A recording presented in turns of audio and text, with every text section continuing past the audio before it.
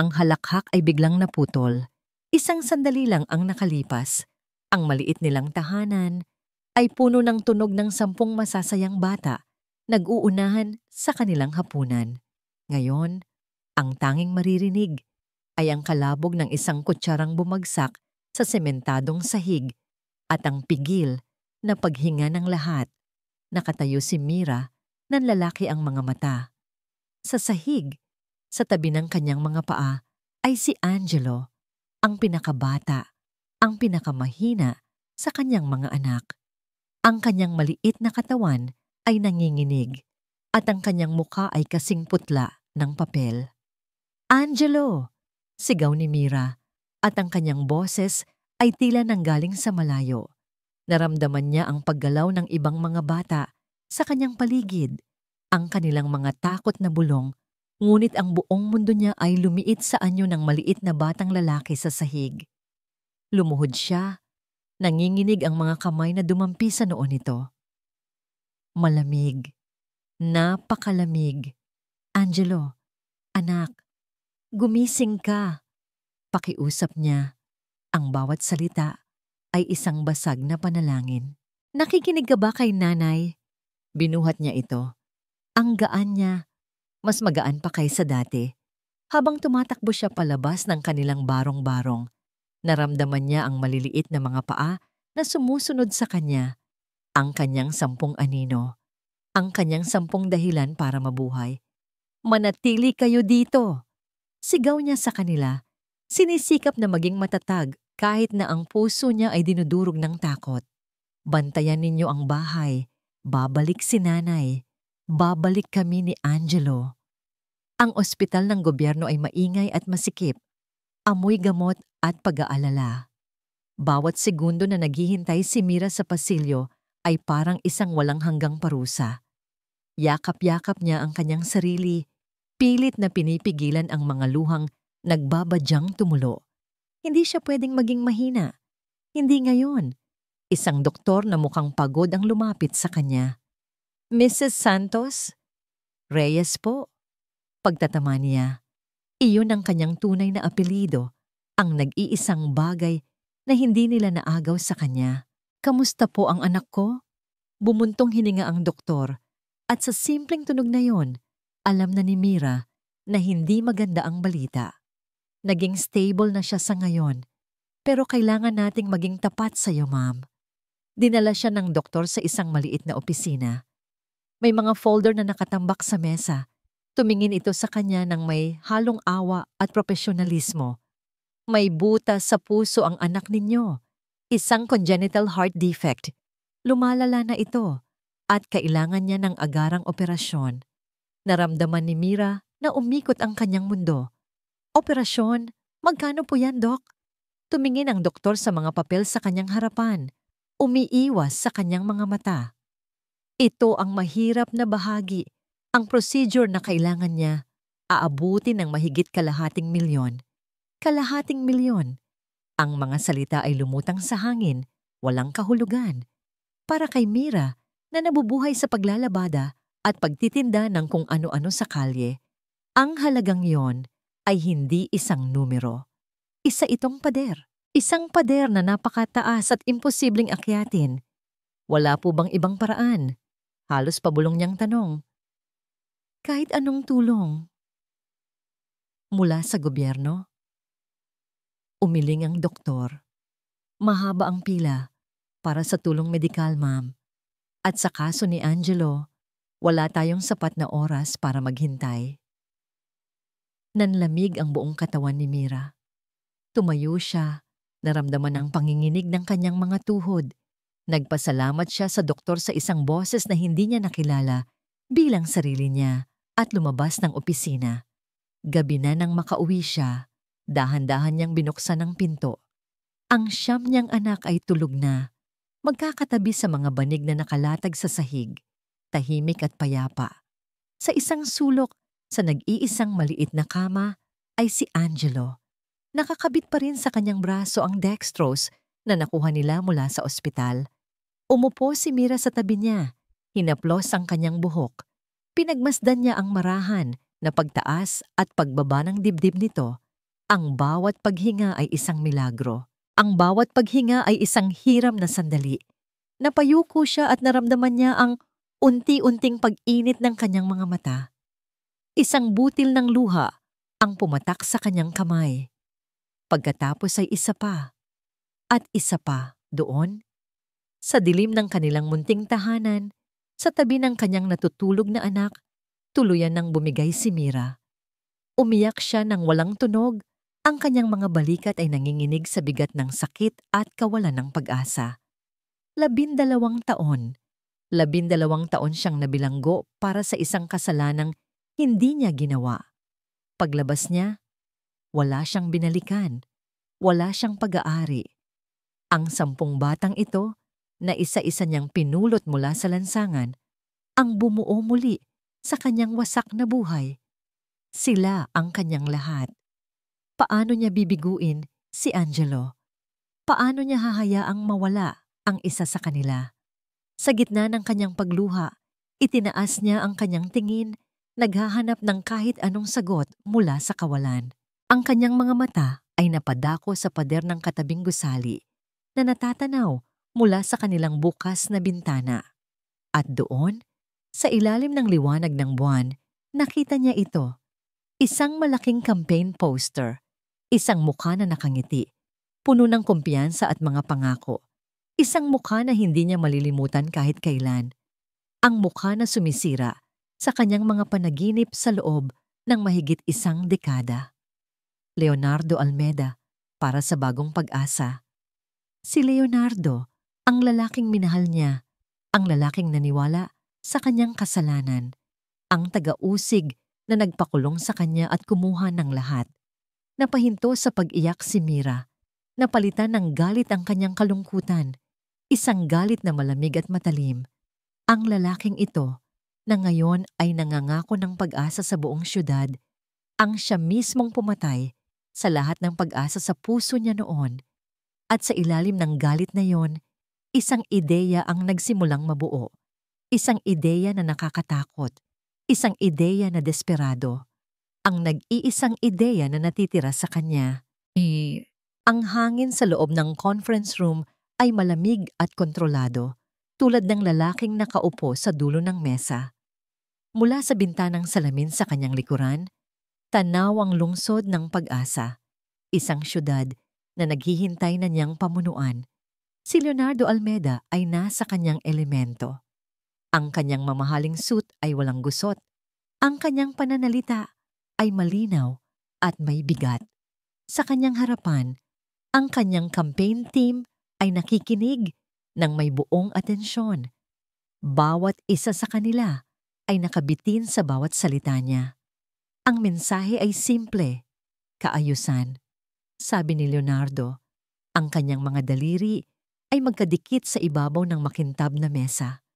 Ang mga mamamayan ay pagod na sa krimen at kaguluhan. Kailangan nila ng isang lider na may matibay na kamay, isang lider na naniniwala sa batas. Tumango ang lahat. Ito ang kanilang plataporma. Ito ang imahe ni Leonardo. Matalino, walang kinatatakutan, at walang puwang sa sentimiento. Ang kanyang campaign manager, isang lalaking nagngangalang Ben, ay itinuro ang isang malaking mapa ng syudad. Ang pinakabagong survey ay nagpapakita na ang pinakamalaking issue para sa mga botante ay ang mga eyesore na komunidad, lalo na ang Estero de la Vida. Estero de la Vida. Ang pangalan ay tila umalingaw-ngaw sa isip ni Leonardo. Isang pamilyar na tunog mula sa isang malayong lugar, isang malayong panahon. Ayon sa plano, patuloy ni Ben, ipapakita natin sa mga tao na seryoso tayo sa paglilinis. Magsisimula tayo sa Riverside Settlement na yon, relocation para sa mga pamilya, at pagkatapos ay clearing operations. Isang imahe ang biglang pumasok sa isip ni Leonardo. Hindi ang Estero de la Vida ngayon, kundi ang isang courtroom. Ang hangin ay mabigat at mainit. Ang tunog ng gavel at isang mukha. Ang mukha ng isang batang babae, mga 19 na taong gulang pa lamang. Ang kanyang mga mata ay puno ng luha, pero nagniningas sa galit at pagkasuklam. Isang tingin na para bang sinasaksak siya. Isang tingin na nakadirekta sa kanya. Leo, napapitlag si Leonardo. Ang boses ay mula sa kanyang tita, si Senadora Regina Montenegro, na nakaupo sa kanyang kanan. Ang babaeng humubog sa kanyang karera. Ang babaeng hindi nagkakamali. Ayos ka lang? Tanong nito. Ang boses ay mahininaw. Mahinahon, ngunit may talim. Tumikhim si Leonardo at inayos ang kanyang kurbata. Yes, tita. Ayos lang. Nag-iisip lang. Ibinabalik niya ang kanyang tingin kay Ben. Magandang plano? Siguraduhin ninyong maayos ang lahat ng legal na papeles bago tayo gumawa ng anumang anunsyo. Natapos ang meeting ng may panibagong sigla. Nagpaalam ang lahat, pero nanatili si Senadora Regina. Tumayo ito at lumapit sa bintana. Pinagmasdan ang syudad sa ibaba. Isang mahusay na presentasyon, Leo. Sabi niya nang hindi lumilingon. Ang imahe mo ay perpekto. Matatag. Walang kinikilingan. Iyan ang kailangan ng syudad. Iyan ang kailangan ng pamilya. Salamat, tita. Humarap ito sa kanya. Ang mga mata ay matalas at mapanuri. Pero napansin ko ang iyong pag-aalinlangan kanina nang mabanggit ang Estero de la Vida. Hindi ito isang tanong, isa itong pahayag. Walang nakakalampas sa kanyang tita Bella. Isang lumang kaso lang ang naalala ko. Sagot ni Leonardo, sinisikap na gawing kaswal ang kanyang tono. Isa sa mga una kong kaso bilang piskal. Mula rin sa lugar na yon ang akusado. At nanalo ka sa kasong yon, hindi ba? Oo naman. Mabilis niyang sagot. Malinaw ang ebidensya. Guilty beyond reasonable doubt. Ngumiti ang senadora, isang nangiti na hindi umabot sa kanyang mga mata. Kung gayon, wala kang dapat alalahanin. Ang nakaraan ay nakaraan na. Ang mahalaga ay ang hinaharap. Ang pagiging mayor mo, ang susunod na hakbang. Hindi ka pwedeng magpadala sa anumang distraksyon. Lumapit ito at inayos ang kwelyo ng kanyang suit. Tandaan mo, Leonardo, dugo ng Montenegro ang nananalaytay sa'yo. Tayo ang gumagawa ng batas. Hindi tayo nagpapadala sa emosyon. Nang makaalis na ang kanyang tita, naiwan si Leonardo sa katahimikan ng malawak na opisina. Lumapit siya sa salamin na dingding. Pinagmasdan ang kanyang refleksyon. Nakita niya ang lalaking hinubog ng kanyang tita. Isang matagumpay na abogado, isang respetadong piskal, isang nangungunang kandidato para mayor. Pero sa likod ng refleksyong yon, nakita niyang muli ang mga mata ng dalaga mula sa kanyang alaala. Puno ng pait, puno ng sumpa. Mira. Biglang bumalik ang pangalan sa kanya. Mira Santos. Iyon ang pangalan niya. Isang magnanakaw, ayon sa korte. Isang kriminal na matagal nang nakalimutan ng lahat. Bakit ngayon pa siya bumabalik sa isip niya? Pilit niyang iwinaksi ang alaala. Isa lang siyang kaso sa daan-daang napanalunan niya. Ang sistema ay gumana. Ang hustisya ay naibigay. Iyon ang pinaniniwalaan niya. Iyon ang dapat niyang paniwalaan. Kumatok sa pinto ang kanyang assistant, si Alex, at pumasok. Sir, pasensya na po sa abala. Ano yon? Tanong ni Leonardo. Medyo naiirita sa pagkaistorbo ng kanyang pag-iisip. Nag-aalangang nagsalita si Alex. May babae po kasi sa labas, sir.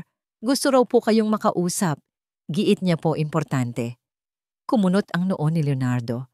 Hindi mo ba sinabi na may schedule ako? Sino ba siya? Huminga ng malalim si Alex, tila naghahanda sa magiging reaksyon niya. Ang pangalan niya po? Mira Santos, sabi niya. Kailangan daw kayong makausap. Isang bagay daw po na buhay at kamatayan ang nakasalalay. Ang lamig. Iyon ang unang naramdaman ni Mira pagpasok sa gusali. Hindi ang lamig mula sa aircon na bumubugso sa bawat sulok, kundi ang lamig ng lugar.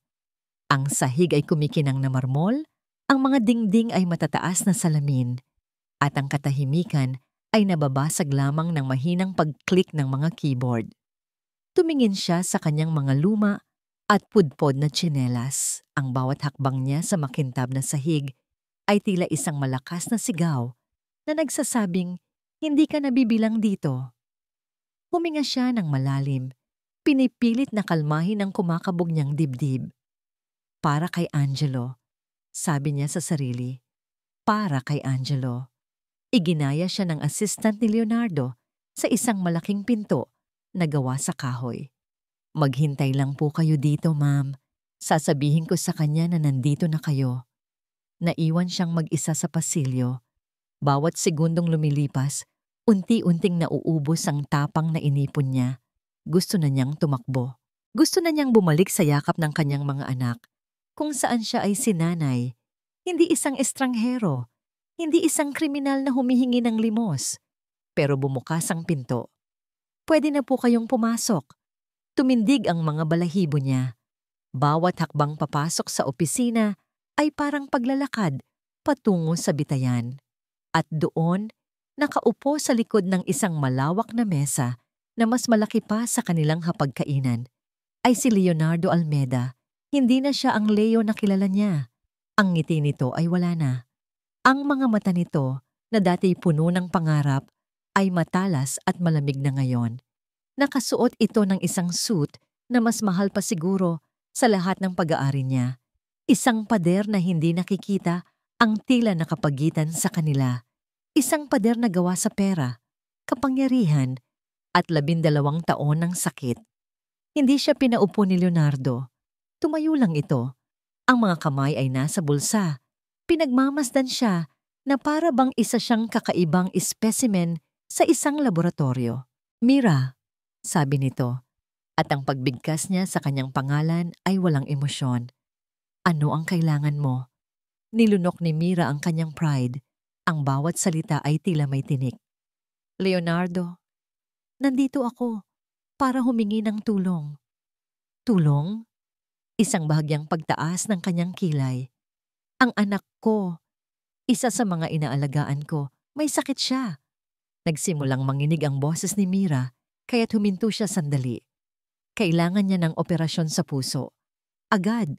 At wala akong pera. Nakinig si Leonardo nang walang kibo. Ang kanyang mukha ay isang blangkong maskara. Nang matapos si Mira, hindi ito nagsalita kaagad. Tumingin lang ito sa kanya, at sa mga mata nito, nakita ni Mira ang hatol.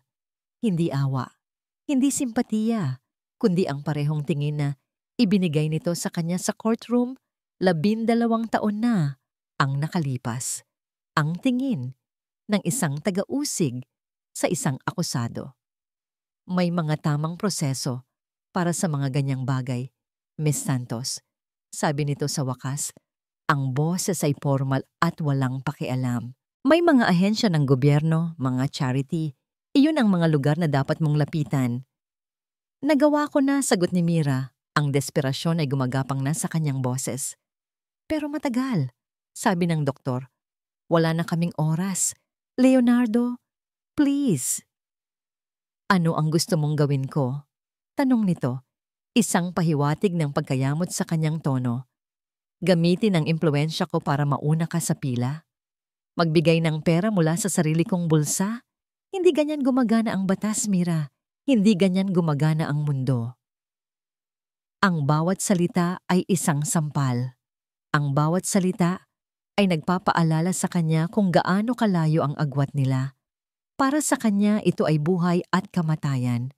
Para kay Leonardo, isa lamang itong abala, isang paglabag sa mga panuntunan. Bumunot ito ng wallet mula sa kanyang coat.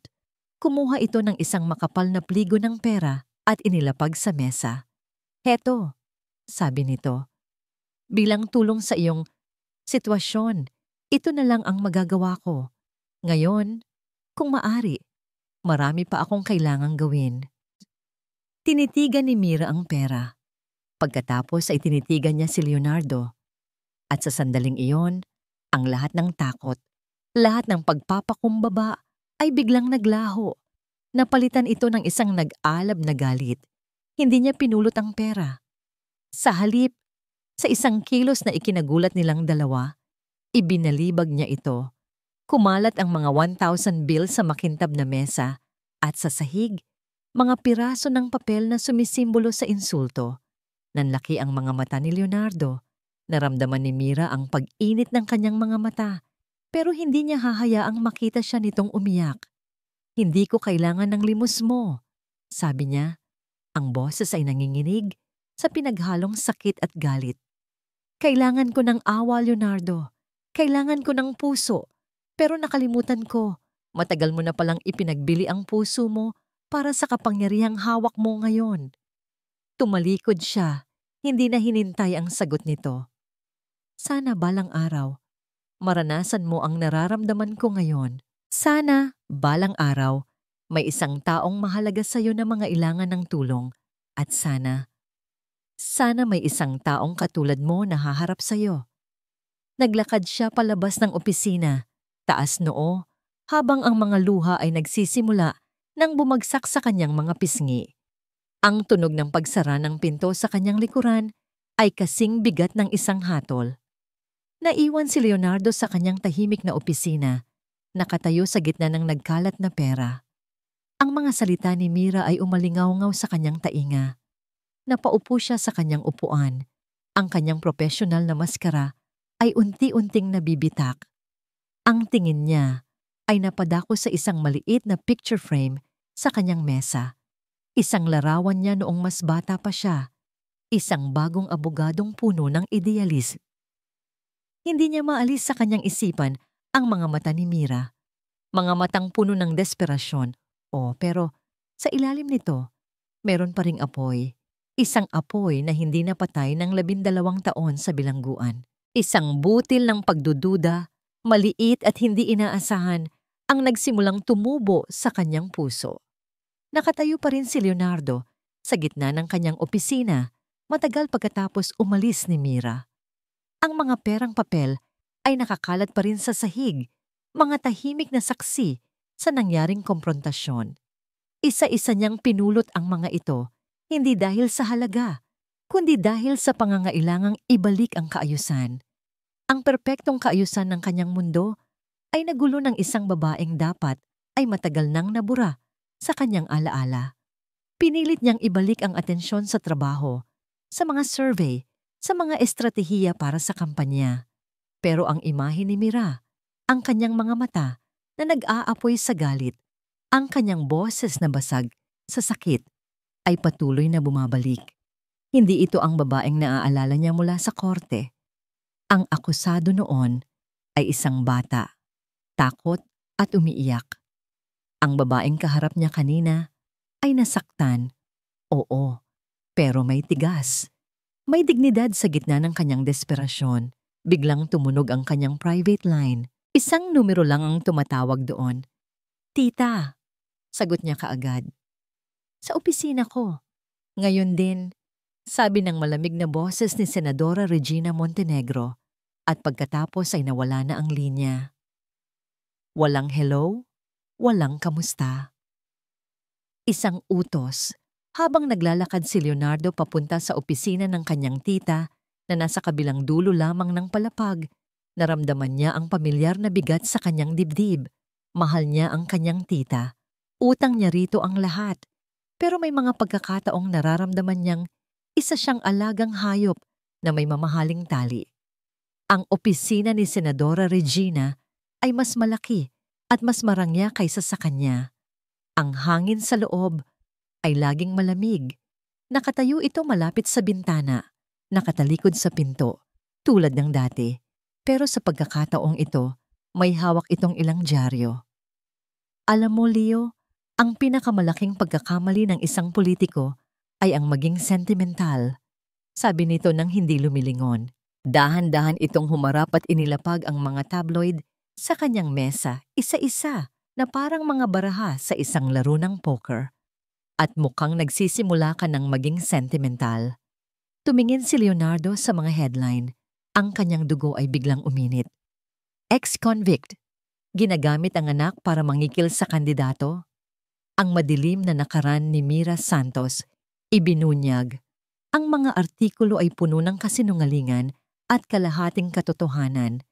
Lahat ay maingat na inilagay para palabasin si Mira na isang desperadong oportunista at si Leonardo bilang isang kawawang biktima. May mga litrato pa ni Mira mula sa korte.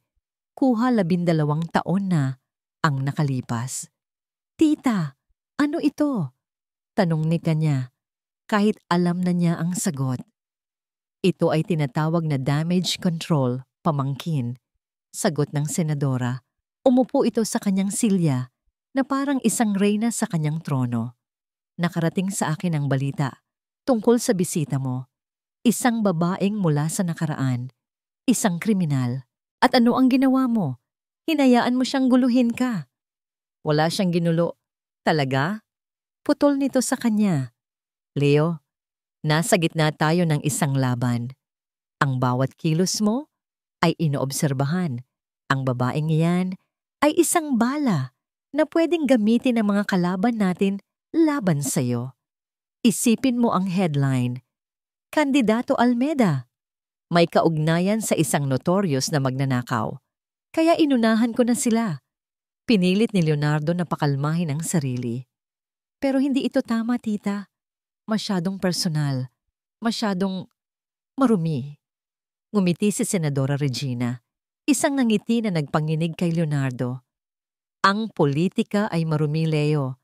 Naaalala ko ang babaeng yan. Mula pa noon, meron na siyang ambisyon na hindi angkop sa kanyang estado. Palagi siyang naghahangad ng isang bagay na hindi niya kayang makuha. Huwag kang maging inosente. Gagamitin niya ang lahat, kahit ang isang batang may sakit, para lang makuha ang gusto niya." Sinubukan ni Leonardo na paniwalaan ang sinasabi nito. Mas madali iyon, mas simple. Kung si Mira ay isang masamang tao, kung gayon tama ang ginawa niya sa korte noon, tama ang ginawa niya kanina sa opisina. Pero ang desperasyon sa mga mata ni Mira, parang totoo. "Naiintindihan ko," sabi na lang niya, sumusuko sa argumento. "Mabuti," sabi ng senadora. "Hayaan mo na ang mga taong tulad ko ang humawak sa mga maruruming gawain. Ang kailangan mo lang gawin ay ngumiti sa kamera at manalo sa eleksyon." Bumalik si Leonardo sa kanyang opisina. Ang isip ay gulong-gulo. Gusto niyang maniwala sa kanyang tita. Iyon ang lohikal na gawin. Pero bakit may isang bahagi sa kanya na nakakaramdam ng matinding pagkakasala? Binuksan niya ang telebisyon sa kanyang opisina. Inilipat sa isang news channel para lang maiba ang kanyang iniisip. Pero ang nakita niya ay lalo lang nagpagulo sa kanya. Isang live report mula sa Estero de la Vida. Ang kamera ay magulo, nanginginig. Ang reporter ay nagsasalita ng mabilis. At sa gitna ng kaguluhan, nakita niya si Mira. Napapaligiran siya ng mga reporter. Itinutulak ang mga mikropono at kamera sa kanyang mukha.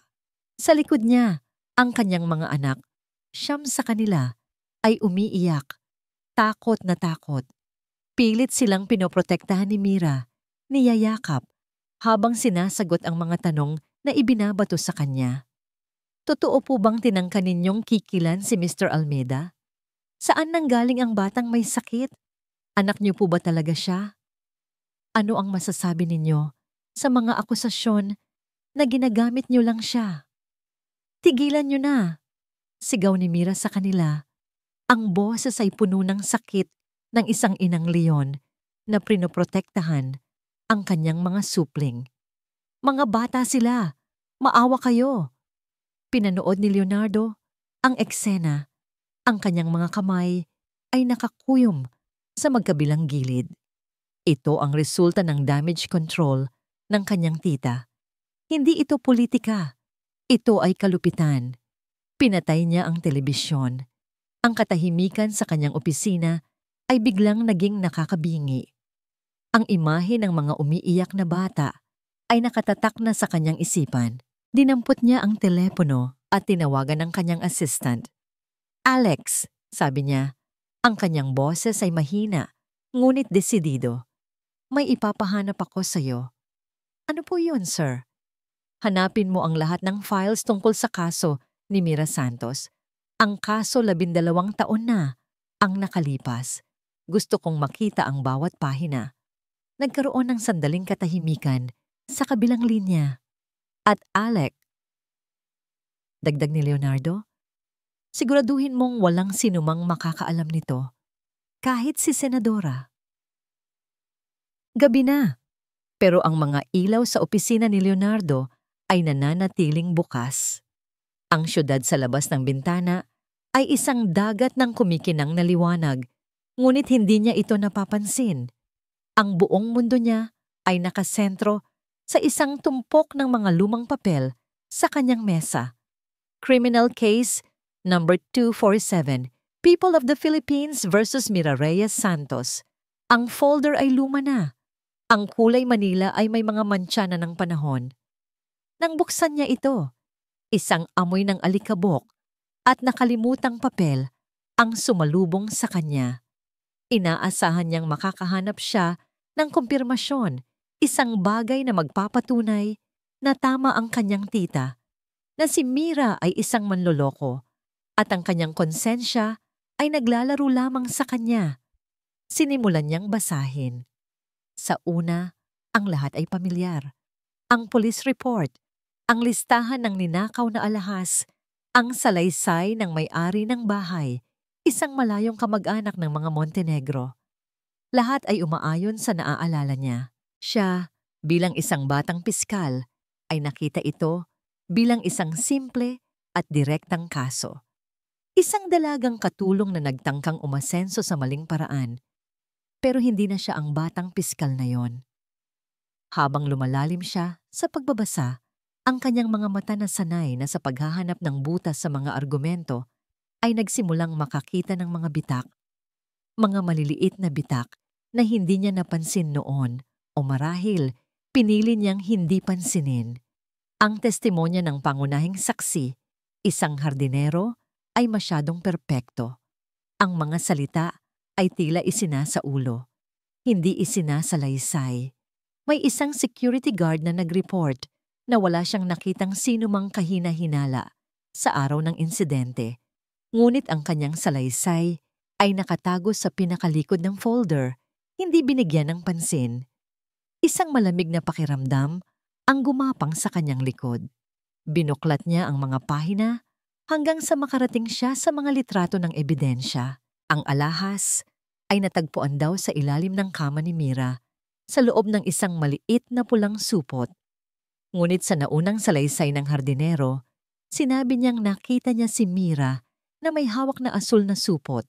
Isang maliit na detalye, isang maliit na kontradiksyon na dapat ay sinita ng sinumang disenteng abogado. Pero hindi niya ginawa. Bigla siyang napahinto.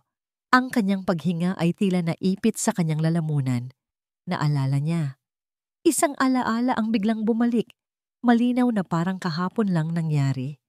Nasa korte siya, nakatayo sa harap ng huwes. Ang kanyang suit ay bago, ang kanyang kumpiyansa ay nag-uumapaw.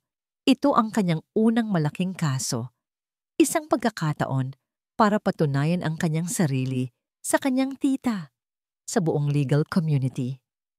Sa kabilang panig, nakaupo si Mira, umiiyak, habang ang kanyang court-appointed lawyer ay mukhang pagod at walang interes. Nakita niya ang maliit na kontradiksyon tungkol sa kulay ng supot.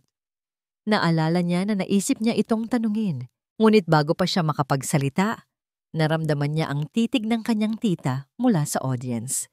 Isang titig na nagsasabing, "Tapusin mo na ito, manalo ka." At kaya't hindi siya nagsalita. Ipinagpatuloy niya ang kanyang argumento, pinipinta si Mira bilang isang makasalanan, isang halimaw, habang ang batang babae ay lalo lamang napahagulgol. Napapikit si Leonardo, ang bigat ng pagsisisi ay biglang dumagan sa kanya. Hindi siya naghahanap ng hustisya noon, naghahanap siya ng tagumpay. Si Mira ay hindi isang tao para sa kanya noon, isa lamang siyang hagdanan paakyat. Kinuha niya ang isang pulang ballpen at, sa unang pagkakataon, binilugan ang mga sirang pahina ng kaso. Isang bilog sa magkasalungat na testimonya. Isa pang bilog sa pangalan ng security guard. Isa pa sa isang memo mula sa kanyang superior noon na nagsasabing bilisan ang resolusyon ng kasong ito. Ang bawat bilog ay isang sampal sa kanyang mukha.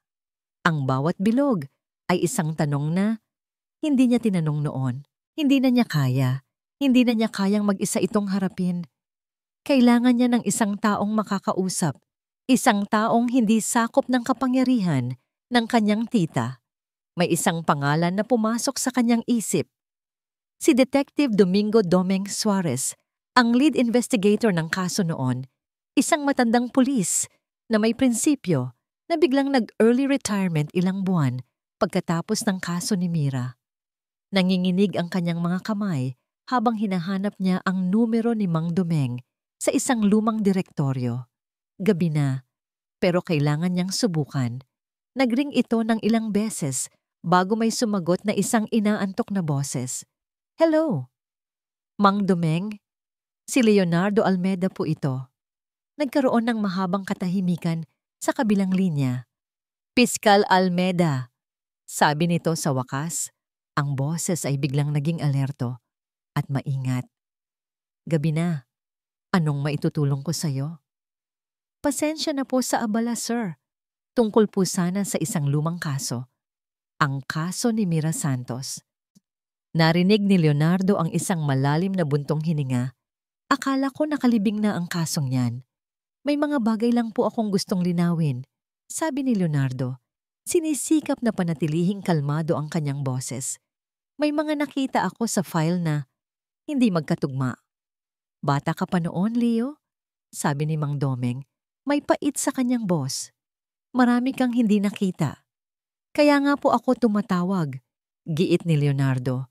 Kailangan ko pong malaman ang totoo. Muling natahimik ang matandang pulis.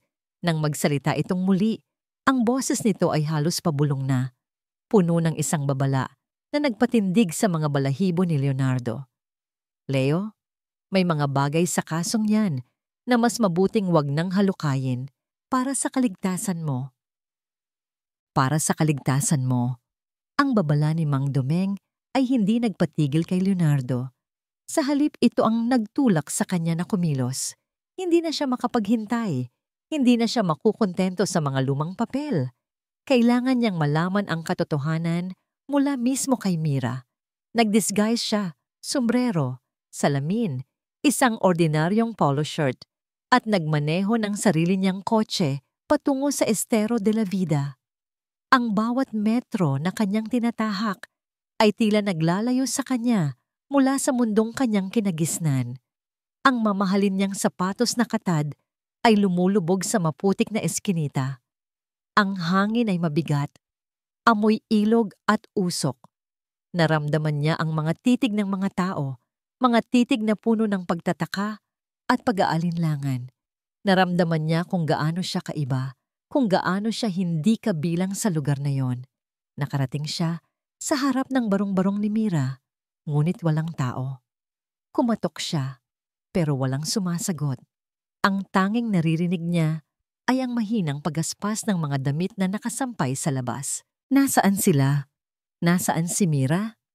Isang pakiramdam ng pagkabigo ang bumalot sa kanya. Aalis na sana siya nang may mahagip ang kanyang mga mata.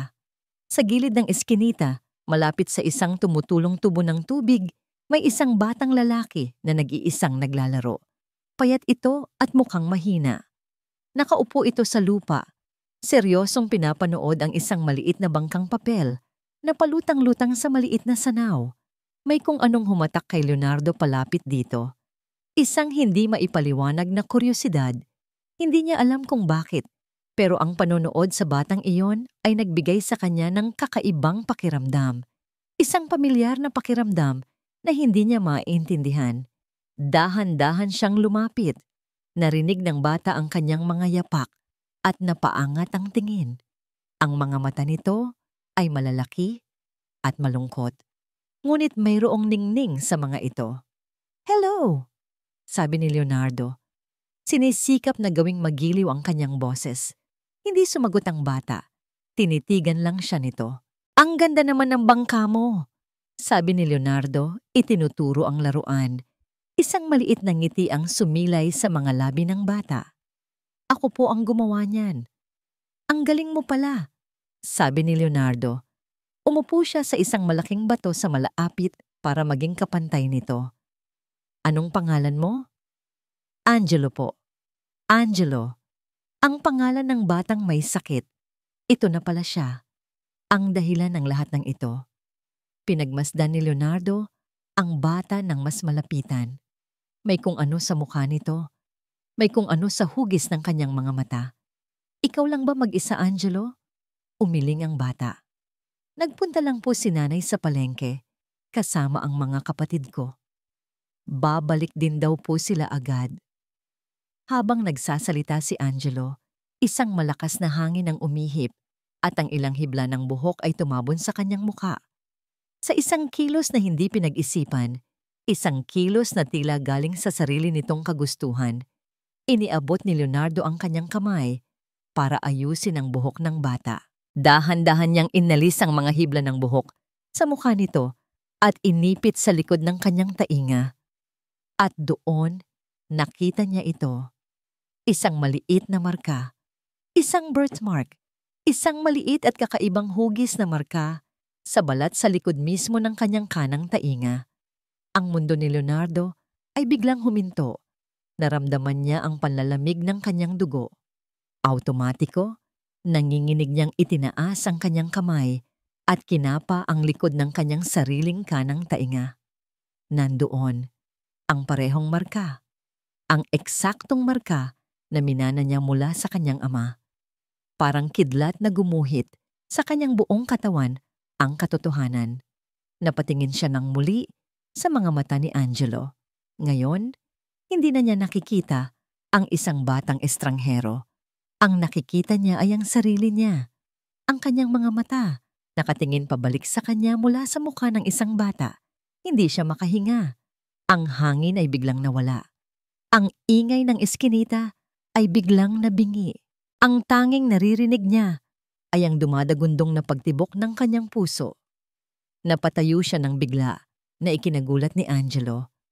Umatras siya ng isang hakbang, pagkatapos ay isa pa. Ang kanyang mga mata ay hindi maalis sa bata. Ang kanyang isip ay sumisigaw. Hindi maaari. Tumalikod siya at halos tumakbo paalis. Hindi niya pinansin ang pagtawag ni Angelo sa kanya. Kailangan niyang makaalis. Kailangan niyang makalayo. Habang palayo siya ng palayo, ang mga paa ay dinadala siya pabalik sa kanyang kotse. Sa kanyang mundo, isang tanong ang paulit-ulit na umuulit sa kanyang isipan. Bawat ulit ay mas malakas, mas nakakatakot. Posible ba? Posible ba? Ang bawat paghinga ni Angelo ay isang mababaw at hirap na tunog sa katahimikan ng gabi. Nakaupo si Mira sa tabi ng kanyang kama. Ang kamay ay nakapatong sa maliit na dibdib nito. Nararamdaman ang mabilis, ngunit mahinang pagtibok ng puso sa ilalim ng kanyang palad. Parang isang ibon na nakakulong at gustong makawala. Ang takot. Iyon ang kasama niya sa bawat gabi. Isang malamig at mabigat na kumot na bumabalot sa kanya. Mula nang umalis siya sa opisina ni Leonardo, dala ang kahihiyan at durog na puso. Ang takot na yon ay lalo lang lumaki. Ang mga araw ay lumilipas at si Angelo ay lalong nanghihina. Ang kanyang dating mapaglarong mga mata ay malimit nang nakapikit sa pagod. Nanay, bulong ni Angelo, hindi man lang iminumulat ang mga mata. Tubig po. Dali-daling kumuha si Mira ng isang basong tubig at maingat na inalalayan ang ulo ng bata para makainom. Ang simpleng gawain na iyon ay tila nagpahirap sa paghinga ni Angelo. Sa labas, isang hindi pamilyar na tunog ang pumutol sa katahimikan ng kanilang eskinita. Ang tunog ng isang sasakyan na humihinto. Kumunot ang noo ni Mira. Bihira ang sasakyang nakakapasok sa kanilang lugar. Sinilip niya sa maliit na siwang ng bintana. Isang puting van. Walang marka, ngunit mukhang opisyal. Bumukas ang pinto nito at dalawang babaeng nakasuot ng uniforme ang bumaba. May hawak silang mga folder. Agad na kinabahan si Mira. Kilala niya ang uniformeng iyon, Department of Social Welfare and Development. Bago pa man siya makakilos, may kumatok na sa kanilang manipis na pinto. Hindi ito isang magiliw na katok. Ito ay malakas at mapilit. Mira Santos? Tanong ng isang matigas na boses mula sa labas. Nagising ang ibang mga bata. Ang kanilang mga antok na mukha ay napalitan ng pag-aalala. Hinudyatan sila ni Mira na manatili sa kanilang mga higaan at dahan-dahan niyang binuksan ang pinto. Ako nga po, sagot niya. Ang babaeng nasa harapan, mas matanda at may mahigpit na itsura, ay tinitigan siya mula ulo hanggang paa. Pagkatapos ay sinuri ang loob ng kanilang maliit na tahanan. Ang kanyang tingin ay puno ng panghuhusga. Ako si Mrs. De Castro mula sa DSD. Nakatanggap kami ng ulat tungkol sa di angkop na kalagayan ng mga batang naninirahan dito. Hindi po totoo yan. Mabilis na sagot ni Mira. Naramdaman ang pag-akyat ng dugo sa kanyang ulo. Maayos po ang mga anak ko dito. Mahal ko sila. Sila ba talaga ang iyong mga anak, Mrs. Santos? Tanong ng babae. Binubuklat ang folder. Ayon sa aming record, ikaw ay isang ex-convict. Walang permanenteng trabaho at ang mga batang ito ay walang legal na papeles ng adoption. Ang bawat salita ay isang dagok. Sa likod niya, narinig ni Mira ang pagsinghot ng isa sa mga mas batang anak niya. Nagsimula silang maglapitan sa kanya, yumayakap sa kanyang mga binti, naghahanap ng proteksyon. Hindi niyo sila pwedeng kunin, sabi ni Mira. Ang kanyang boses ay nanginginig na ngayon sa galit at takot. Iniharang niya ang kanyang katawan sa may pinto. Pamilya kami dito. Ginagawa lang namin ang aming trabaho, sabi ni Mrs. De Castro. Ang aming mandato ay siguruhin ang kapakanan ng mga bata. At ang lugar na ito, hindi ito ligtas. Ang kaguluhan ay nakakuha na ng atensyon ng kanilang mga kapitbahay. Lumabas si Aling Nita, ang may-ari ng maliit na sari-sari store. Sumunod si Mang Cardo, ang chuper ng tricycle. Isa-isa silang naglapitan. Teka, anong problema dito? Tanong ni Aling Nita. Walang masamang ginagawa si Mira. Mas mabuti pang ang ina yan kaysa sa maraming inang may kaya. Pero hindi natinag ang mga taga-DSD. Nagbigay sila ng isang papel kay Mira. Ito ay isang notice. Kailangan naming dalhin ang mga bata sa aming pasilidad para sa pagsusuri. Kung hindi kayo susunod, babalik kami na may kasamang pulis.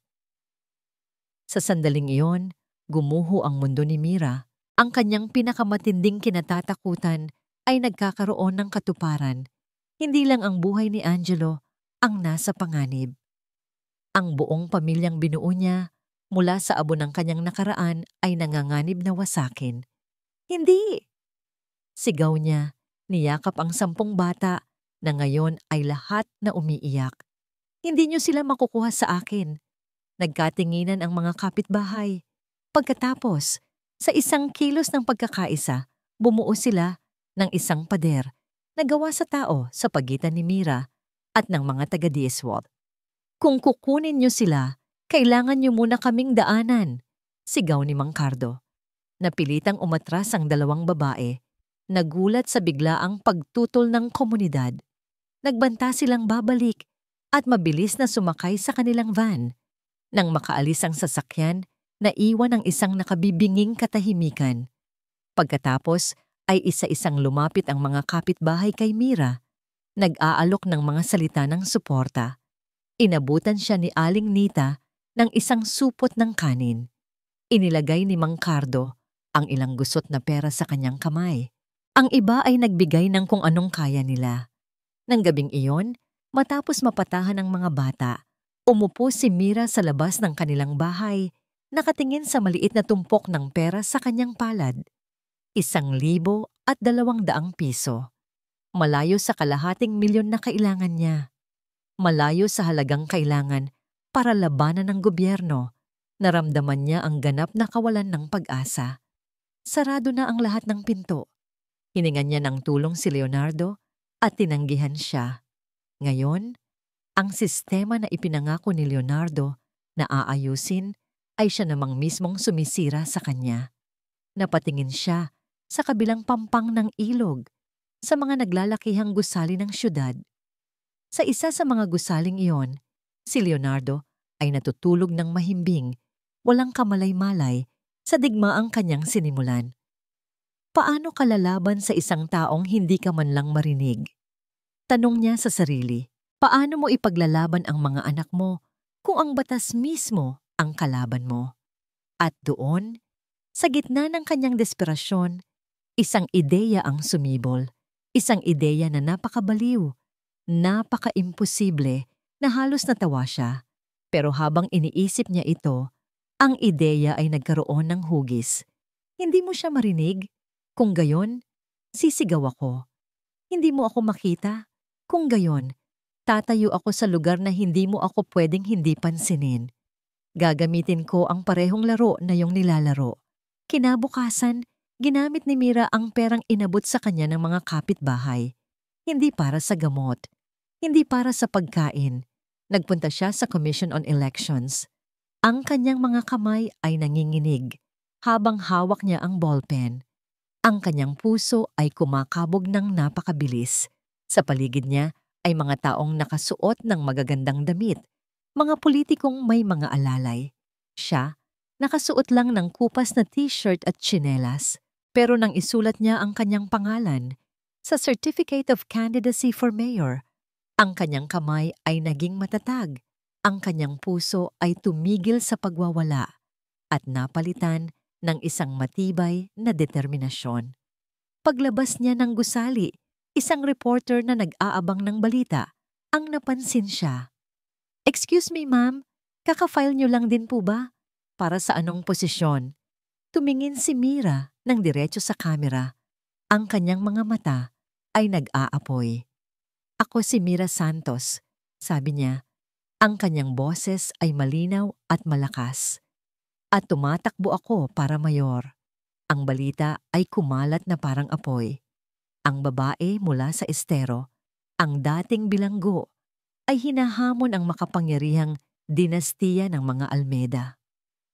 Ang balita ay sumabog na parang isang bomba. Nasa gitna ng isang marangyang fundraising dinner si Leonardo, nakikipagkamay at ngumingiti sa mga pinakamayayamang tao sa syudad nang biglang mag-vibrate ang cellphone ng lahat ng nasa silid. Bulungan. Mga nagtatakang tingin na nakadirekta sa kanya. Ipinakita sa kanya ng kanyang campaign manager ang screen ng cellphone na nito at naramdaman ni Leonardo na tila sinuntok siya sa sikmura, isang news alert. Ang litrato ni Mira Santos, kuha sa labas ng COMELEC. Ang mukha ay seryoso at determinado. Ang headline, "Ex-convict mula Estero, tatakbong mayor laban kay Almeda."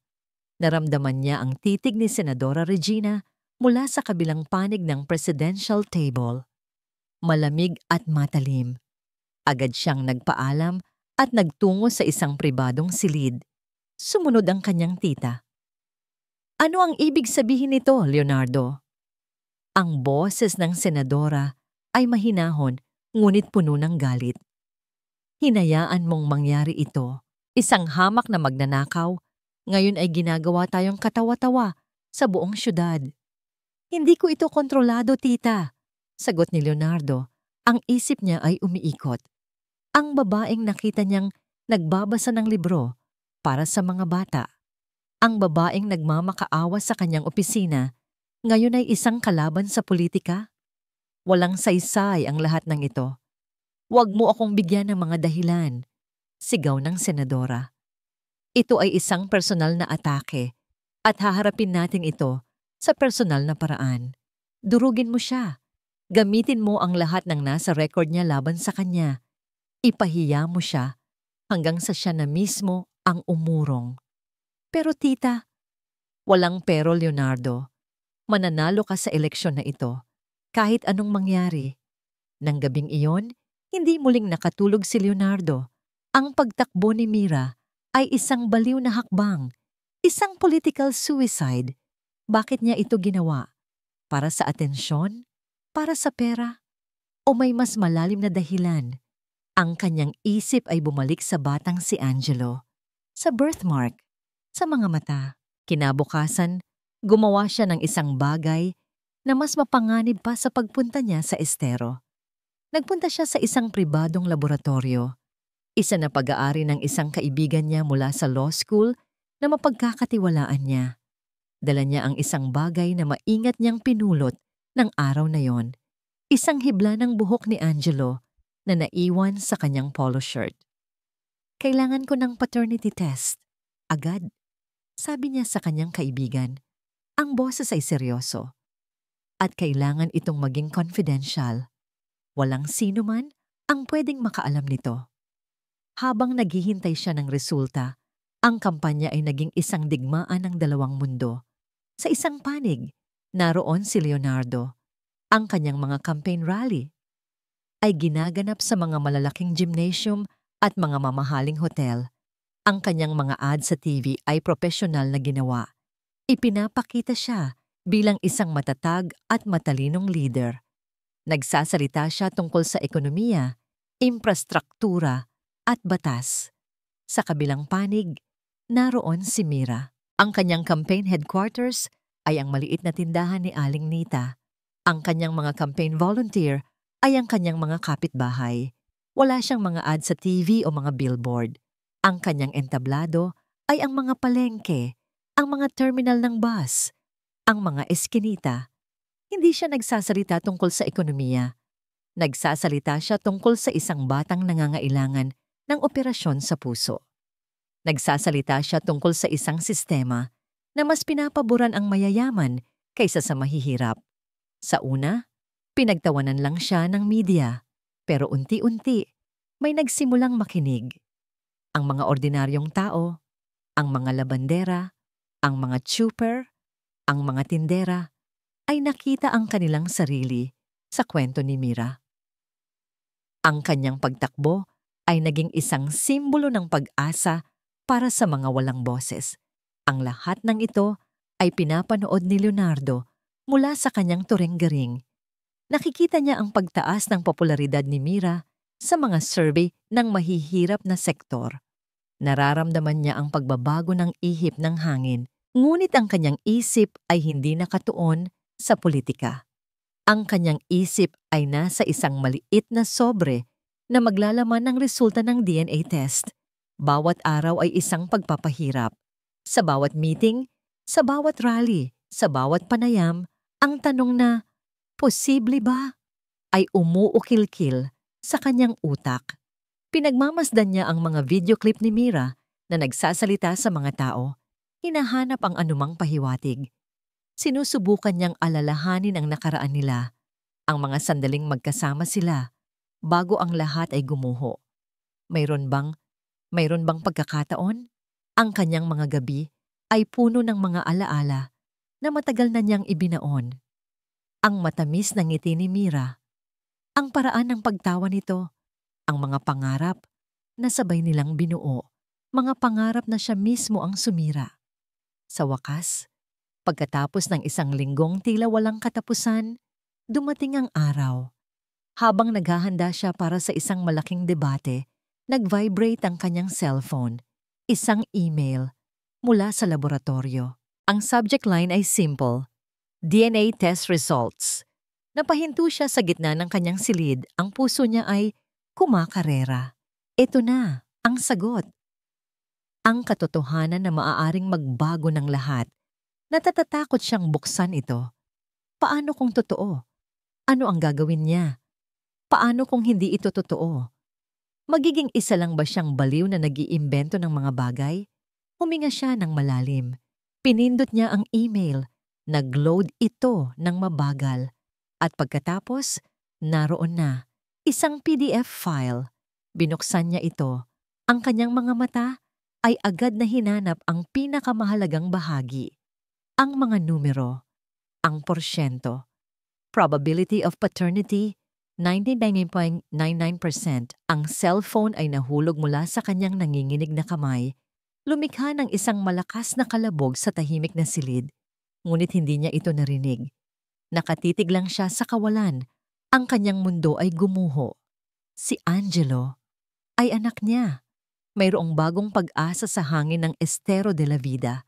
Sa unang pagkakataon sa loob ng maraming taon, naramdaman ito ni Mira. Hindi na siya tinatawag na yung ex-convict. Ngayon, siya na si Mayor Mira. Ang mga ngiti ay hindi na pilit. Ang mga tulong ay kusa ng ibinibigay. Isang ginang ang nag-abot sa kanya ng isang supot ng mainit na pandesal. Isang chuper ang hindi naningil ng pamasahe. Ang lata para sa donasyon sa tindahan na ni Aling Nita ay unti-unti nang napupuno ng mga barya at gusot na pera. Ang kanyang kampanya ay isang kampanya ng puso. Ang kwento ni Angelo ay naging kwento ng bawat pamilyang nakikipaglaban sa isang sistemang walang pakialam. At sa kauna-unahang pagkakataon, naniwala si Mira na marahil may pag-asa pa. Marahil, posible palang manalo. Mira, halika, panoorin mo to. Sigaw ni Aling Nita mula sa loob ng kanyang tindahan. Itinuturo ang maliit at lumang telebisyon. Nasa balita ka na naman. Naglapitan ng mga tao, masaya at nasasabik. Ngunit ang nangiti sa mukha ni Mira ay dahan-dahang naglaho habang pinapanood niya ang report. Hindi ito ang inaasahan niya. Sa screen, isang exclusive report ang ipinapalabas, isang video. Kuha sa gabi, malabo at nanginginig. Nakita ni Mira ang kanyang sarili. Nakikipag-usap sa isang lalaking hindi niya kilala. Pagkatapos, iniabot ng lalaki ang isang makapal na brown envelope sa kanya. Tinanggap niya ito. Ang video ay biglang naputol. Ayon sa isang source, sabi ng reporter, ang video na ito ay kuha ilang gabi na ang nakalipas. Ang lalaking nag-aabot ng sobre ay isang kilalang political operator na konektado sa isa sa mga kalaban ni G. Leonardo Almeda. Naglalaman daw ang sobre ng malaking halaga. Hindi na narinig ni Mira ang mga sumunod na sinabi. Ang ingay ng palengke sa kanyang paligid ay biglang nawala. Ang tanging naririnig niya ay ang malakas na pagtibok ng kanyang puso. Ang video, isa itong kasinungalingan. Naalala niya ang gabing iyon. Isang lalaki ang lumapit sa kanya, sinabing isa siyang supporter at ang sobre ay naglalaman ng mga sulat ng suporta mula sa isang komunidad. Iyon lang, walang pera. Tumingin siya sa mga tao sa kanyang paligid. Ang kanilang mga masayang muka ay napalitan ng pagkalito. Pagkatapos ng pagdududa at sa huli ng galit. Sinungaling! Sigaw ng isang lalaki mula sa likuran. Akala namin iba ka. Ginamit mo lang kami. Sigaw ng isang babae, ang parehong babae na nagbigay sa kanya ng pandesal kanina. Ginamit mo ang anak mong may sakit para sa pera. Ang mga salita ay parang mga batong ibinabato sa kanya. Bawat isa ay tumatama. Bawat isa ay nag-iiwan ng sugat. Umatras siya. Umiling-iling. Sinusubukang magpaliwanag. Hindi totoo yan. Pero walang naniwala. Ang mga taong kanina lang ay sumisigaw ng kanyang pangalan. Ay siya na ngayong sumisigaw laban sa kanya. Ang pag-asa na kanyang naramdaman ay naging abo sa loob lamang ng ilang segundo. Tumakbo siya. Tumakbo siya palayo sa kanilang mga mapanghusgang mata, palayo sa kanilang mga masasakit na salita. Nagkulong siya sa kanyang bahay. Ang mga anak niya ay nagsilapitan sa kanya. Hindi naiintindihan kung bakit umiiyak ang kanilang nanay. Ilang sandali pa. Tumunog ang kanyang cellphone. Si Aling Nita. Mira, pasensya ka na, sabi nito. Ang boses ay mabigat. Yung mga nagpadala ng tulong, binabawi na nila. Gusto na nilang isoli ko yung mga donasyon nila. Sunod-sunod na mensahe. Mga dating supporter na ngayon ay tinatawag siyang mandaraya. Mga taong dating naniniwala, ngayon ay nadarama, nanalin lang sila. At pagkatapos, dumating ang tawag na tuluyang pumatay sa lahat ng natitira pa niyang pag-asa. Isang hindi pamilyar na numero. "Hello, is this Miss Mira Santos?" Tanong ng isang malamig at propesyonal na boses. "Sa sino po ito?" "Galing ako sa accounting office ng St. Luke's Hospital. Tumatawag ako tungkol sa nakaschedule na operasyon ni Angelo Reyes." Biglang bumilis ang tibok ng puso ni Mira. "Oo po. Ano po yon?" "Dahil sa mga kamakailang kontrobersiya na kinasasangkutan ng inyong pangalan at dahil ang initial deposit para sa operasyon ay hindi pa rin nababayaran, nagpasya ang hospital administration na kanselahin muna ang schedule. Maaari kayong mag-apply ulit kapag naayos na ang lahat."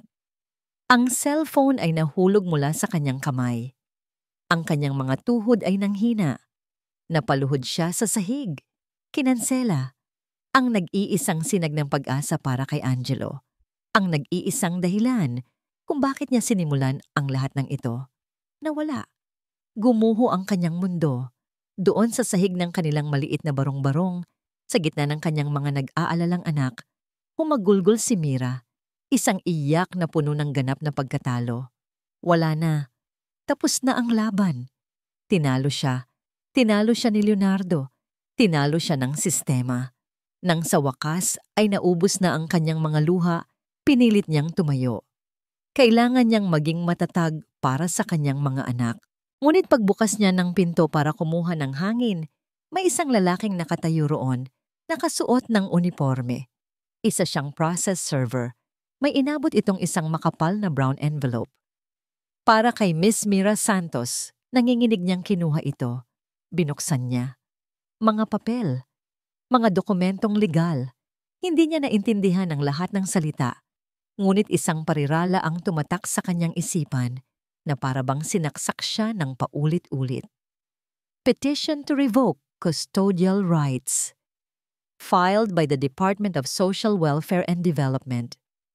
Grounds of endangerment and moral turpitude for the immediate removal of all 10 children. Hindi lang ang buhay ni Angelo ang kinukuha sa kanya. Kinukuha nila ang lahat, damping. Ang studio ng television ay maliwanag na parang isang operating room, ngunit ang hangin ay kasing bigat ng hangin sa isang burol. Ang bawat isa ay gumagalaw nang may tahimik na tensyon.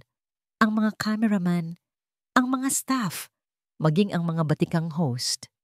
Alam ng lahat na ang gabing ito ay hindi isang ordinaryong debate. Ito ay isang execution at si Mira Santos ang nakatakdang bitayin. Mula sa kanyang kinatatayuan sa gilid ng entablado, pinanood ni Leonardo si Mira na umupo sa kanyang pwesto. Ang babae sa entablado ay anino na lamang ng babaeng nag-file ng kanyang kandidatura. Ang kanyang mga mata ay walang buhay. Ang kanyang mga balikat ay nakayuko sa bigat ng pagkatalo. Mukha siyang basag. At alam ni Leonardo na siya at ang kanyang pamilya ang dumurog dito. Ang resulta ng DNA test ay nakatago sa kanyang coat pocket, malapit sa kanyang puso, na para bang isang piraso ng nagbabagang bakal. Anak ko. Ang dalawang salitang iyon ay paulit-ulit na tumatakbo sa kanyang isip mula pa nang mabasa niya ang resulta.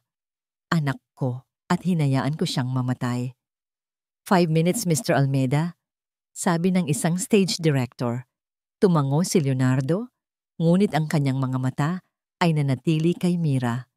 Sa ilalim ng matinding ilaw ng studio, kitang-kita niya ang pamumutla nito, ang madilim na bilog sa ilalim ng kanyang mga mata. Sa kabila ng lahat, ng kasinungalingan, ng paninira, nandito pa rin siya. Humarap pa rin siya. At sa sandaling iyon, ang paghanga ay nanaig sa kanyang awa. Naglakad siya papunta sa kanyang pwesto. Habang dumadaan siya sa gitna ng entablado, nagtama ang kanilang mga mata. Sa isang saglit, ang lahat ng tao sa silid ay nawala. Sila na lang dalawa. Nakita niya sa mga mata nito ang pagod at ang bakas ng galit.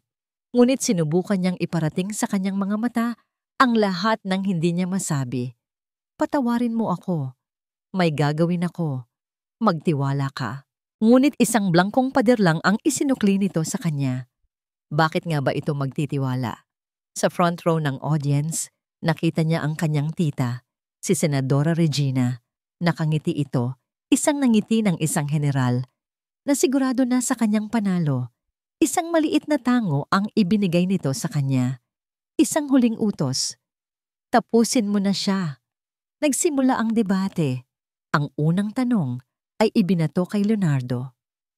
Mr. Almeida, sabi ng host, ang inyong kalaban ay nahaharap sa matitinding aligasyon ng panloloko at paggamit ng isang batang may sakit para sa sariling interes.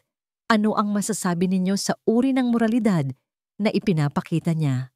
Ito na, ang pagkakataon na ibinigay sa kanya sa isang silver platter. Ang kailangan niya lang gawin ay saksakin siya. Isang salita lang mula sa kanya. Kriminal. At tapos na ang lahat. Ito ang inaasahan ng lahat. Ito ang gusto ng kanyang tita. Huminga ng malalim si Leonardo.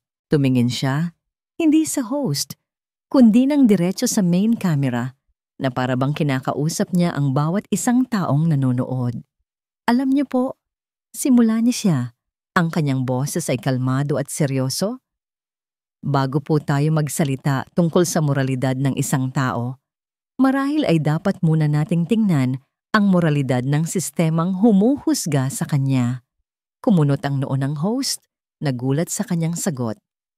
Ano po ang ibig ninyong sabihin? Hayaan ninyo akong magbigay ng isang kwento. Patuloy ni Leonardo. May isang mangangaso. Napakagaling niya. Ang tanging gabay niya sa gubat ay isang mapa na minana pa niya sa kanyang mga ninuno. Isang araw, may nakita siyang isang usa, sugatan at naghihingalo. Ngunit ayon sa kanyang mapa, walang usa sa bahaging iyon ng gubat. Kaya, sa halip na tulungan ang usang nasa harapan na niya, mas pinaniwalaan niya ang nakasulat sa kanyang lumang mapa. At hinayaan niyang mamatay ang usa. Ang buong studio ay natahimik. Maging si Mira ay napaangat ng tingin, naguguluhan. Ang sistema po natin ng hustisya, pagtatapos ni Leonardo, ay ang ating mapa. Nilikha ito para gabayan tayo, pero may mga pagkakataon na dahil sa sobrang pagtingin natin sa mapa, hindi na natin nakikita ang katotohanan na nasa harapan na mismo ng ating mga mata. Mula sa gilid ng kanyang mata, nakita niya ang reaksyon ng kanyang tita. Ang matagumpay nitong nangiti ay dahan-dahang naglaho, napalitan ito ng pagkalito, at pagkatapos, ng isang dahan-dahang lumalabas na pagkaalarma. Naunawaan nito ang tunay na target ng kanyang mga salita. Sinubukan ng host na ibalik ang usapan. Isang interesanteng analohiya, Mr. Almeida. Ngunit para maging malinaw sa lahat ng nanonood, kailangan ko pong itanong ito ng diretsyo. Tuminginan ang host sa kanya. Ang mga mata ay nananansya. Mr. Almeida, naniniwala po ba kayo na si Miss Santos ay isang kriminal? Ang tanong ay bumitin sa hangin, matalim at mabigat. Lahat ng kamera ay nakatutok sa kanya. Ang buong syudad ay naghihintay ng kanyang sagot. Ito na ang sandali. Ang dulo ng bangin. Tatalon ba siya? Tumingin si Leonardo kay Mira, pagkatapos ay sa kanyang tita, at sa huli, muli sa kamera. Iyan, sabi niya. Ang kanyang boses ay halos isang bulong, ngunit narinig ng lahat sa buong studio. Iyan ang tanong na matagal ko na ring tinatanong sa aking sarili. Ang katahimikan sa loob ng studio ay mabigat at halos nakakabingi. Ang sagot ni Leonardo ay binitin sa hangin. Isang hamon na walang sinuman ang naglakas loob na sagutin. Sinubukan ng host na bawiin ang kontrol. Ang kanyang profesional na ngiti ay halatang pilit. Mr. Almeida, isang napakalalim na sagot. Ngunit kailangan po nating bumalik sa, hindi, putol ni Leonardo. Ang kanyang boses ay hindi malakas. Ngunit may bigat na nagpatigil sa lahat. Itinuon niya ang kanyang buong atensyon kay Mira. Tapos na po tayong magtago sa likod ng mga magagandang salita at mga analohiya. Dahan-dahan siyang tumayo mula sa kanyang upuan. Ang bawat kilos niya ay may layunin. Inilabas niya ang kanyang cellphone mula sa kanyang bulsa. Ang tanong ay kung kriminal ba si Mrs. Santos? Sabi ni Leonardo, ang kanyang boses ay umalingaw-ngaw sa bawat mikropono. Pero ang tamang tanong ay, sino ang tunay na kriminal? Ang kanyang mga mata ay lumipat mula kay Mira patungo sa front row. Direkta niyang tinitigan ang kanyang tita. Hindi ba, Senadora Regina Montenegro? Ang kulay ay nawala sa mukha ni Senadora. Ang kanyang mga kamay ay mahigpit na nakakapit sa braso ng kanyang silya. Ang mga buko ng daliri ay namumuti. Leonardo, ano ang pinagsasabi mo? Sabi nito.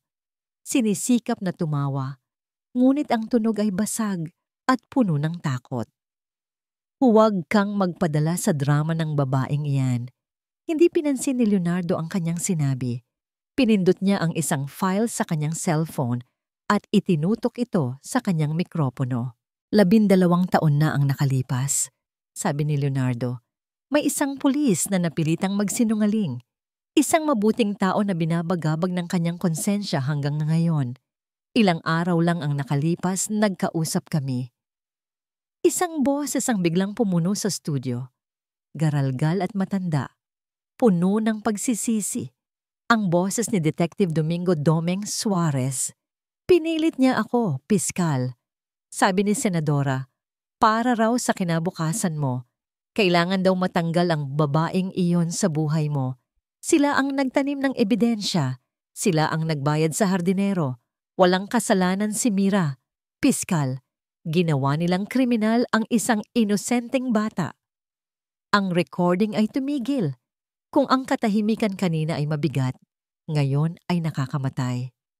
Ang lahat ng mga mata, lahat ng mga kamera ay biglang lumipat mula kay Leonardo patungo sa nanginginig na si Senadora Regina. Hindi siya makahinga. Ang mga salita ay tumagos sa kanyang tainga, pero tila ayaw magproseso ng kanyang utak. Walang kasalanan si Mira. Ang boses ng matandang pulis ay umuulit-ulit sa kanyang isip. Nakita niya si Senadora Regina na biglang tumayo. Kasinungalingan, isang paninira. Gawa-gawa lang yan para sirain ang pangalan ng aming pamilya. Ngunit ang takot sa mga mata nito ay hindi maikakaila. Sinubukan nitong maglakad palabas, ngunit ang mga security guard ng istasyon na nakaramdam sa bigat ng sitwasyon ay humarang na sa mga exit. Hindi pa ako tapos, sabi ni Leonardo. At ang kanyang boses ay nagpabalik sa atensyon ng lahat. Ang kanyang mga mata ay muling tumingin kay Mira at sa pagkakataong ito, puno na ito ng sakit at pagsisisi. Ang pagpapakulong kay Mira ay simula pa lang. Sabi ni Leonardo, ang bawat salita ay tila isang kutsilyong isinasaksak niya sa sarili. Ang tunay na krimen ay mas malala pa. Naglakad siya palayo sa kanyang podium. Naglakad siya papalapit sa gitna ng entablado. Papalapit kay Mira. Bawat hakbang niya ay sinusundan ng mga kamera. Bago siya ikulong, si Mira ay nagdadalang tao. Sabi niya, ang isang kolektibong paghinga ng gulat ay narinig mula sa audience.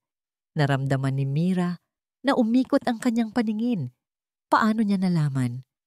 Isinilang niya ang isang malusog na batang lalaki sa loob ng kulungan. Patuloy ni Leonardo. Ang boses ay nagsisimula ng manginig. Pero sinabi sa kanya ng mga awtoridad sa utos ng aking tita na ang bata ay namatay. Isang kasinungalingan. Ang bata ay kinuha, ibinigay sa isang ampunan at itinago ang lahat ng record. Napahawak si Mira sa kanyang dibdib. Ang sakit na matagal na niyang ibinaon, ang sakit ng pagkawala ng kanyang nag-iisang anak ay biglang bumalik, sariwa at brutal. Ang mga luha na akala niya'y naubos na ay nagsimulang mamuo muli. Ang lahat ng ito para lang mailayo ako sa kanya, sabi ni Leonardo. At ang batang iyon, ang batang kinuha mula sa kanyang mga bisig, ang batang may sakit sa puso na pilit niyang ipinaglalaban hanggang ngayon. Si Angelo. Huminto siya sa harap mismo ni Mira. Ang mga ilaw ng studio ay naglaho. Ang ingay ay nawala. Ang tanging nakikita niya ay ang mga mata ni Leonardo na ngayon ay puno na ng luha. Si Angelo ay anak ko. Ang tatlong salitang yon ay tumama kay Mira nang mas malakas pa kaysa sa hatol ng Wes 12 taon na ang nakalipas. Ang kanyang anak ay buhay at ang kanyang anak ay anak din ni Leonardo.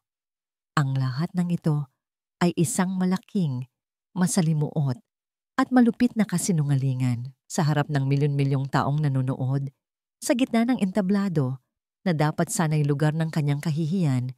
Si Leonardo Almeda, ang makapangyarihang kandidato, ang respetadong piskal, ang lalaking sumira sa kanyang buhay, ay dahan-dahang lumuhod sa kanyang harapan.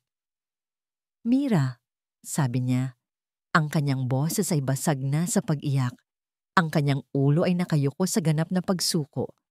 Patawarin mo ako. Para sa lahat. Patawarin mo ako. Nakatitig lang si Mira sa lalaking nakaluhod sa kanyang paanan. Ang lalaking minahal niya. Ang lalaking kinamuhian niya. Ang ama ng kanyang anak. Hindi niya alam kung ano ang dapat maramdaman. Ang galit at sakit ay nakikipagbuno sa pagkabigla at sa isang emosyon na matagal na niyang kinalimutan. Awa. Dahan-dahan, sa isang kilos na hindi niya mismo inaasahan, iniabot niya ang kanyang nanginginig na kamay. Hinawakan niya ang balikat ni Leonardo. Tumayo ka. Bulong niya. Nang hawakan niya ito, naramdaman niya ang panginginig ng buong katawan nito. Itinaas nito ang kanyang mukha at sa mga mata nito, nakita niya ang isang taong ganap na wasak. Sa gitna ng kaguluhan, habang ang mga host ay sumisigaw na i-cut ang broadcast, ang huling imahe na nakita ng mga manonood sa kanilang mga telebisyon ay hindi ang nagwawalang senadora o ang naguguluhang media. Ang huling imahe ay si Mira Santos na dahan-dahang itinutulong na tumayo si Leonardo Almeda habang ang mga pulis ay nagsisimula nang pumasok sa loob ng studio. Lumipas ang ilang buwan. Ang ingay ng eskandalo ay unti-unting humupa. Napalitan ng tahimik na pagbabago. Ang lungsod ng pag-asa ay nagising mula sa isang mahabang panaginip. At sa kanilang paggising, mas pinili nilang yakapin ang katotohanan kaysa sa mga magagandang kasinungalingan. Hindi nanalo si Leonardo Almeda, hindi rin nanalo si Mira Santos. Pareho silang umatras sa karera. Sa isang kilos na ikinagulat ng lahat, inendorso nilang dalawa ang isang independent candidate, isang matandang propesora na may malinis na record at tunay na malasakit sa bayan. At sa unang pagkakataon, sa kasaysayan ng syudad, ang kapangyarihan ay hindi napunta sa isang pamilyar na pangalan. Si Senadora Regina Montenegro ay nahaharap ngayon sa maraming kaso. Ang kanyang pagbagsak ay kasing bilis ng kanyang pag-akyat. Ang imperyong binuo niya sa loob ng maraming dekada ay gumuho sa loob lamang ng isang gabi. Winasak ng katotohanang matagal niyang sinubukang ibaon. Ngunit ang mga balitang ito ay malayong malayo na sa mundo ni Mira. Nakatayo siya ngayon sa labas ng isang silid sa ospital. Ang pader ay puti at malinis. Ang hangin ay amoy antiseptic. Ngunit para kay Mira, ito ang pinakamagandang lugar sa buong mundo. Sa loob ng silid na yon, sa likod ng salamin na bintana, ay si Angelo.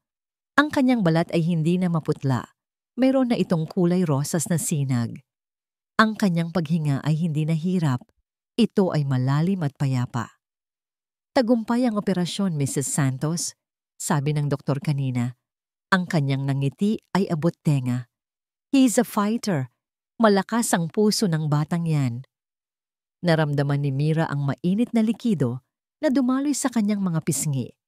Ngunit sa pagkakataong ito, hindi ito mga luha ng kalungkutan. Ito ay mga luha ng pasasalamat. Ang operasyon ni Angelo ay naging posible dahil sa pag-ibig. Hindi pag-ibig mula sa isang tao, kundi pag-ibig mula sa isang buong syudad. Matapos ang debate, ang kwento ni Angelo ay kumalat. Ang mga donasyon ay bumuhos mula sa lahat ng sulok, mula sa mga mayayamang negosyante na naantig sa kanilang kwento, hanggang sa mga super ng tricycle na naghulog ng kanilang kinita sa isang araw sa mga donation box. Ang puso para kay Angelo ay naging isang kilusan. Ang kanyang anak ay hindi na lang niya anak. Siya na ay naging anak ng bayan. Isang kamay ang dahan-dahang humawak sa kanyang balikat. Hindi niya kailangang lumingon para malaman kung sino ito. Ang init ng palad na yon ay pamilyar na sa kanya. "Kamusta siya?" tanong ni Leonardo. Ang boses ay mahina. "Okay na siya," sagot ni Mira. Hindi inaalis ang tingin kay Angelo. "Matutulog na siya nang mahimbing mamaya." Tumabi si Leonardo sa kanya. Pareho silang nakatingin sa natutulog na bata.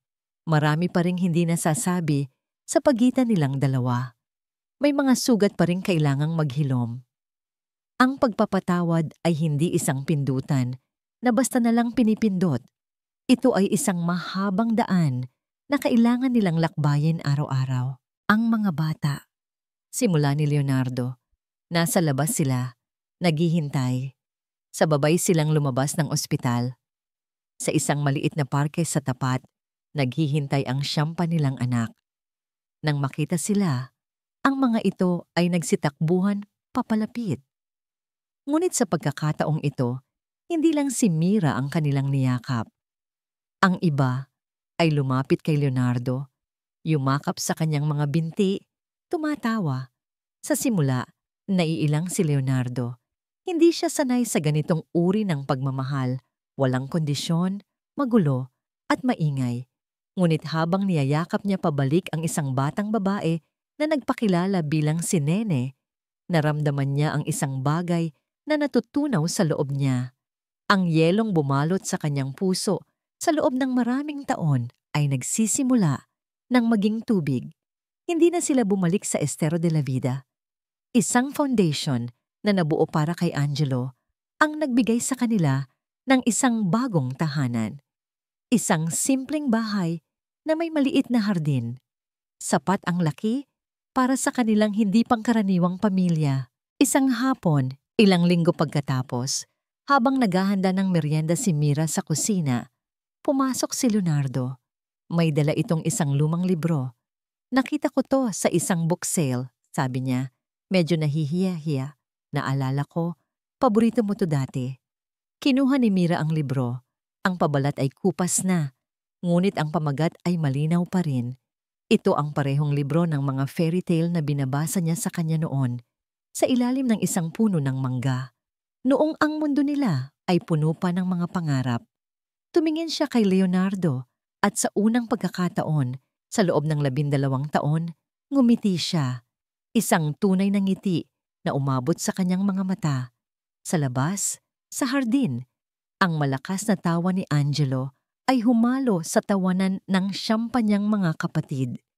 Ang kanilang mga tinig ang bumubuo sa bagong soundtrack ng kanilang buhay. Hindi na sila ang 10 anino ng syudad. Sila na ngayon ang 10 pag-asa. Pinanood sila ni Mira at Leonardo mula sa bintana. Magkatabi, ang kanilang nakaraan ay puno ng sakit at pagkakamali, at ang kanilang hinaharap ay hindi pa tiyak. Ngunit sa sandaling iyon, sa paglubog ng araw na nagbibigay ng ginintoang kulay sa mga mukha ng kanilang mga anak, naramdaman nila ang isang bagay na mas malakas kaysa sa pagsisisi at mas matibay kaysa sa galit. Naramdaman nila ang kapayapaan. Ang simula ng isang bagong kabanata. Ang pag-asa ng isang pamilyang muling nabuo.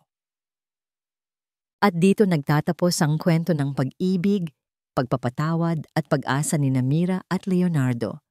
Mula sa kaibuturan ng aking puso, maraming salamat po sa inyong walang sawang pagsubaybay sa bawat kabanata ng ang 10 anino ng syudad. Bawat kabanata ay isang paglalakbay din para sa akin. Habang isinusulat ko, ang bawat hirap na pinagdaanan ni Mira, Naramdaman ko ang kanyang pighati. Sa bawat pagdududa at pagsisisi ni Leonardo, naramdaman ko ang bigat sa kanyang dibdib. Isang paglalakbay na puno ng luha, galit at sa huli, ng matamis na pag-asa. Sapagkat sa huli, ito po ang nais iparating ng ating kwento. Na ang tunay na pag-ibig, lalo na ang pag-ibig ng isang ina, ay isang ilaw na kayang pawiin kahit ang pinakamadilim na anino. Ipinapaalala rin nito sa atin na ang pagpapatawad ay hindi paglimot, kundi isang pagpapalaya sa sarili. At hanggat mayroong bukas, palaging mayroong pag-asa. Ngayon, nais ko namang marinig ang inyong boses. Ano ang pinakapumatak sa inyong puso? Anong aral ang inyong napulot? Ibahagi ninyo po sa amin ang inyong mga saloobin sa comment section sa ibaba. Muli, maraming salamat sa pagiging bahagi ng aming paglalakbay. Hanggang sa susunod na kwento. Nagmamahal, Kwentong Pag-ibig PH.